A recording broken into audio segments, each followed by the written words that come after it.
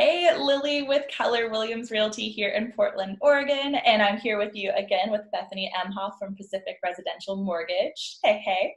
Hey, how are you? Good. How are you doing? Good, good, good.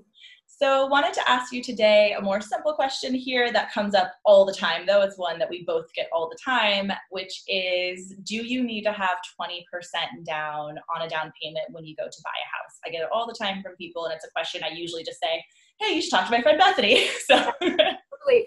Yeah, and the good news is you do not need 20% down, which is amazing. And you're right, a lot of people have that notion in their head. So yeah, there's a variety of options out there. 3% down, 3.5% down FHA loans, 5% down, 10% down. If you're looking in the right areas, even there are zero down options like a USDA loan. You do have to be a little outside the city limits for that.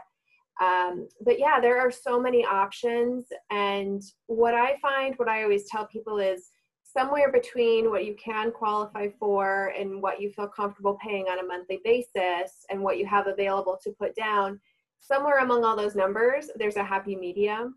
So my job is to help the person find it and then, turn them over to you so you can help them buy a house. awesome. And yeah, you mentioned doing a 3% down with a more conventional loan versus an FHA. What's the benefit for people going FHA versus conventional? Yeah, so FHA is a good loan. It's a little more forgiving on credit score.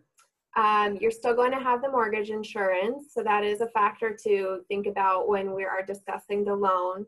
But it is a nice, kind of flexible loan if you have some credit challenges and or you're looking for that down payment. And then the other thing is the rates can be sometimes a little bit lower than a conventional loan. Just kind of depends on what's happening in the market. Awesome. Yeah. And so that's just, again, to say where really the best thing for people to do is contact you to see what the best option is for them. We said in an earlier video how the best thing to do when you think about buying a house is to contact us as early as possible. And that's a reason for that as well, is giving you the basic info of where they're at. They can know from you the best options of how to go forward. Yeah, absolutely. And one of my favorite things to do with a client is to, get all the info, have the consultation, find out what's important to them, and then present them with options. If maybe FHA or conventional can work for you, I'll work up some numbers and sit down and say, okay, here's the pros and cons of this, pros and cons of that. Knowing this, you make the decision. You're in the driver's seat as to what is best for you.